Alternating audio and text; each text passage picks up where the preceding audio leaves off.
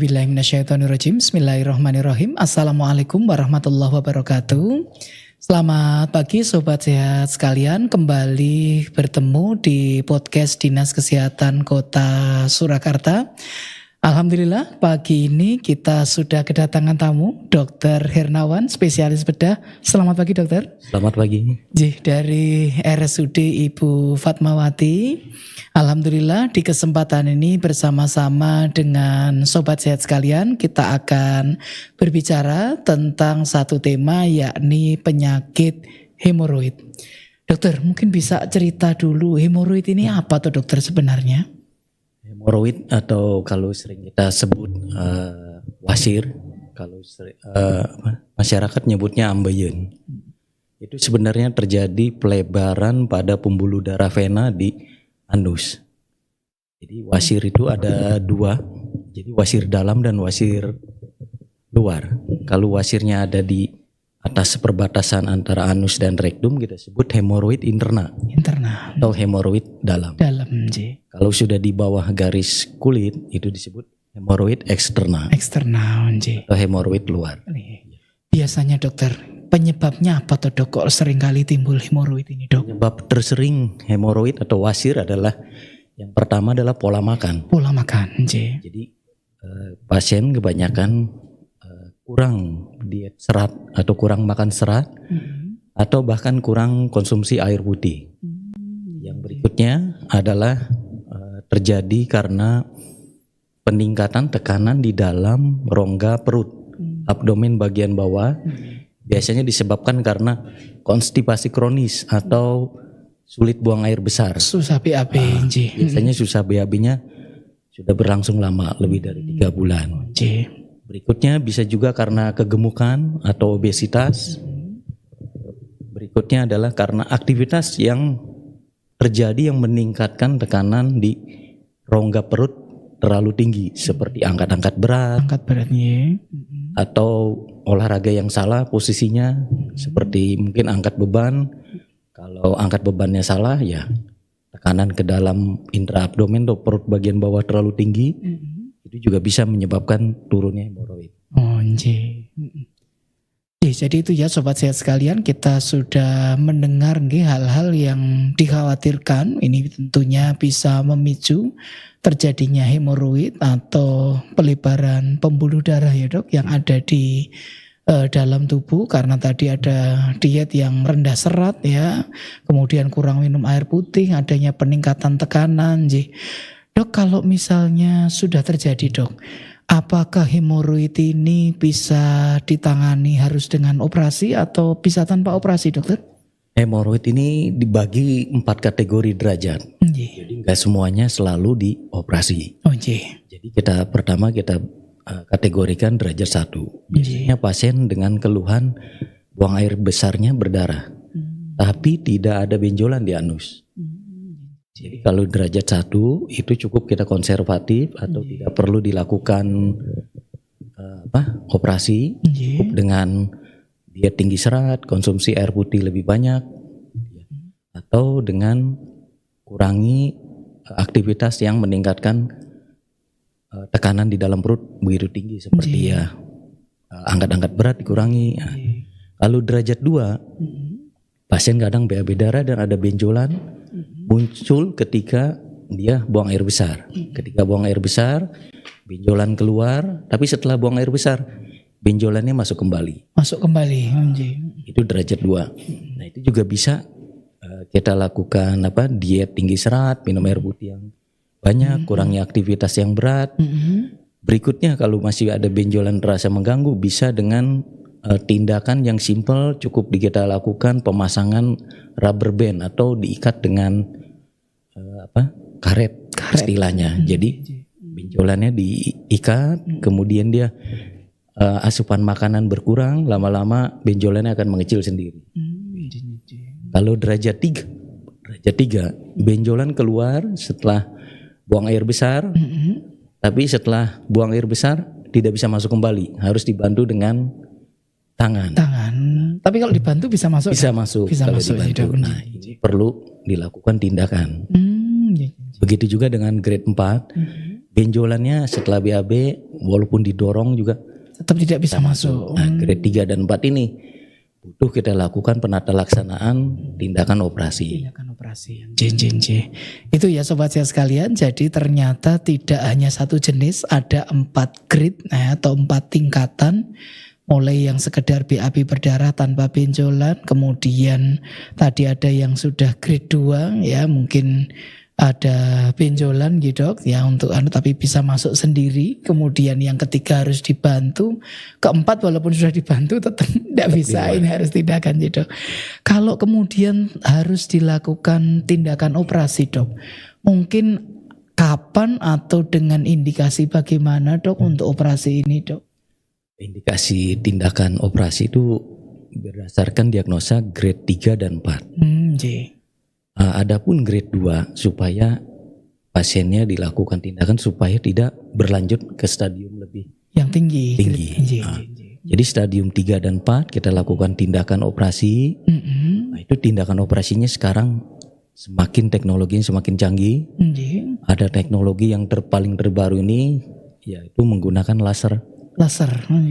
Dari awal-awal sebelum ada laser ada tindakan konvensional. Operasi pembedahan sayatan biasa.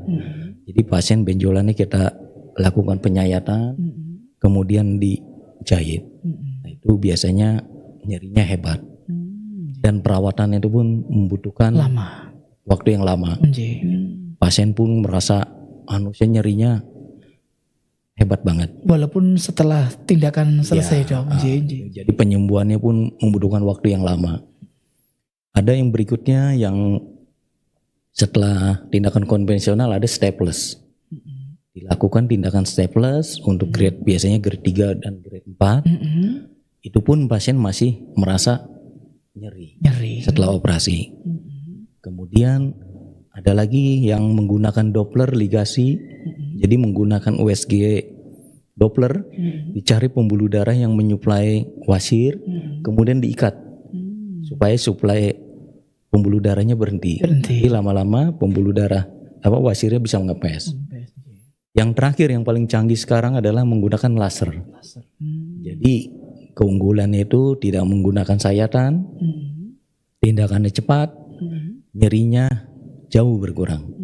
Proses penyembuhannya pun lebih cepat. Ini berarti metode yang terbaru ya dok ya, mungkin yang untuk kaitannya dengan metode laser ya. Jadi ini yang dilakukan, ini sudah yang paling canggih. Kalau untuk prosesnya dok, misalnya pakai yang metode laser ini, pasien yang memerlukan tindakan mungkin langkahnya bagaimana dok mungkin? Jadi ketika pasien menderita wasir, baik grade 2 ataupun sampai grade 4, sebelum melakukan tindakan nanti kita cek dulu.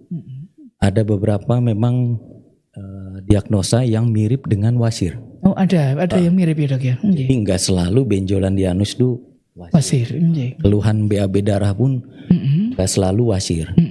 Jadi nanti kalau bisa ya kita cek dulu, cek pemeriksaan sebelum operasi untuk menyingkirkan kemungkinan diagnosa lain. Setelah pasti terdiagnosa hemoroid atau wasir, baru kita lakukan persiapan operasi. Pasien untuk proses operasinya dok setelah ditentukan mungkin perlu puasa dulu atau mondok dulu atau? Kalau derajat 3 dan 4 itu memang butuh persiapan. Jadi pasien mondok, kita bersihkan ususnya.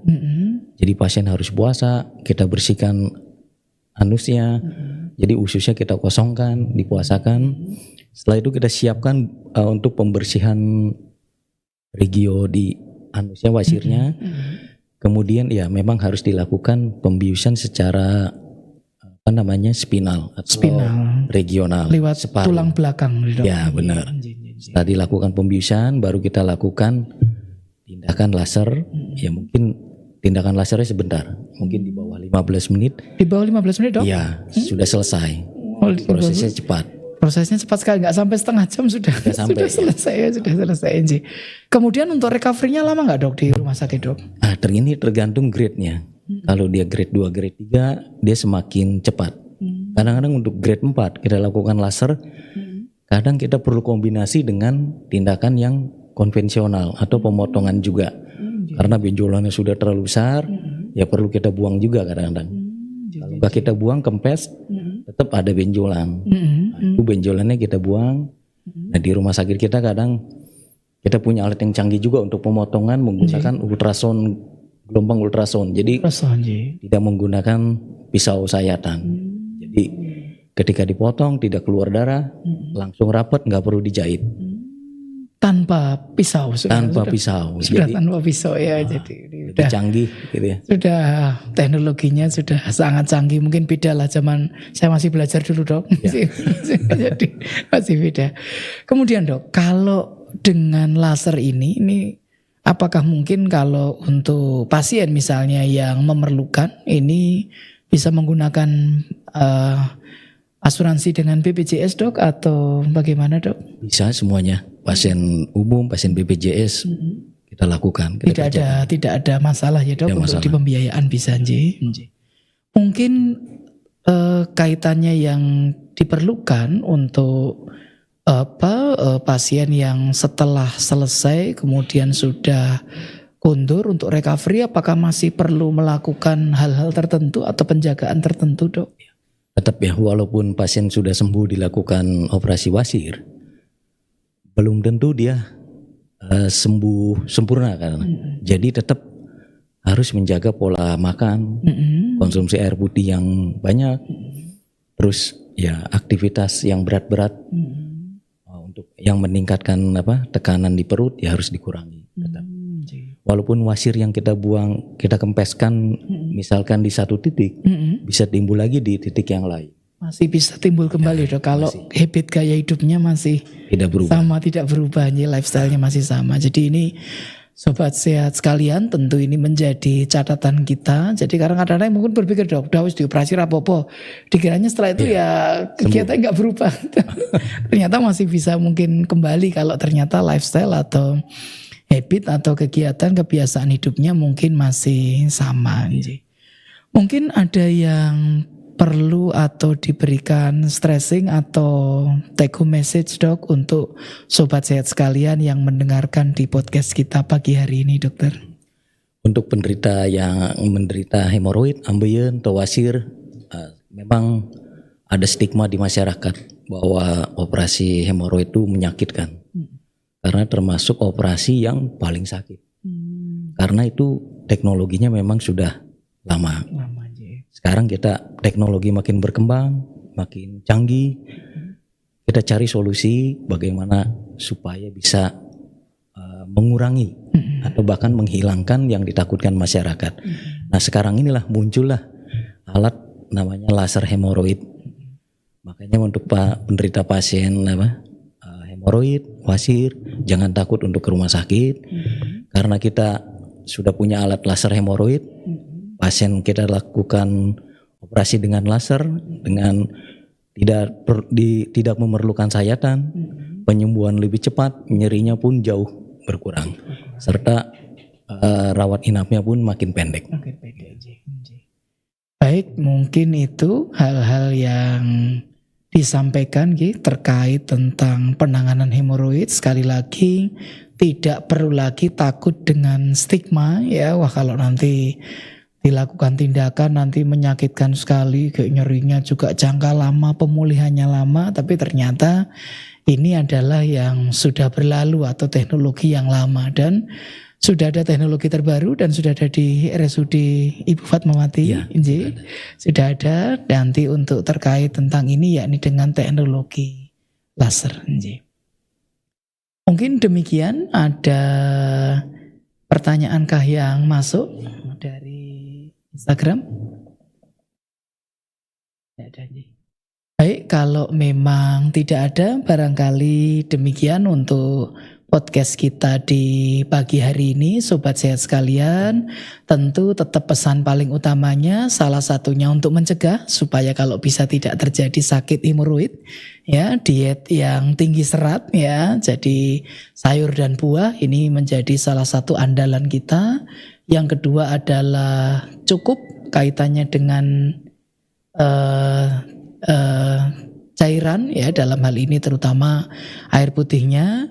Kemudian mengurangi kegiatan-kegiatan yang sangat berat ya, dilakukan meningkatkan tekanan dalam tubuh seperti angkat-angkat tadi seperti disampaikan. Namun kalau ternyata naudzubillah min dzalik ya, sobat sehat sekalian kok menderita penyakit hemoroid, maka segera bisa diperiksakan ya, kepada sejawat, teman-teman tenaga kesehatan. Dan kalau grade-nya tadi mulai dari 2 ya dok ya sampai ke 4 ya, ini mungkin sudah harus diperiksakan juga dengan dirujuk ke yang lebih tinggi, kaitannya tadi untuk mencegah kalau bisa jangan sampai lari ke grade yang lebih tinggi, dan tentu adalah mengurangi risiko yang lebih berat ya kan. Kalau memang sudah di grade 3 ataupun 4 memang nanti mungkin diperlukan tindakan operasi. Dan kalaupun dilakukan tindakan operasi tidak perlu khawatir, tadi sudah kita dengarkan bersama dengan metode laser, insya Allah sudah berkurang sekali nyerinya, pelaksanaannya pun sangat cepat, 15 menit nah ini sudah cepat sekali, dan masa untuk recovery dan rawat inapnya juga singkat sehingga bisa kembali segera untuk di rumah dan bisa meneruskan aktivitas kembali. Dr. Rinawan, kami mengucapkan terima kasih kerawannya di podcast Dinas Kesehatan, dan mudah-mudahan lancar selalu dok dalam melaksanakan tugas pelayanan pada masyarakat di Kota Surakarta khususnya. Teman-teman, selamat pagi, salam sehat untuk sobat sehat semuanya. Kami akhiri, sekian, assalamualaikum warahmatullahi wabarakatuh.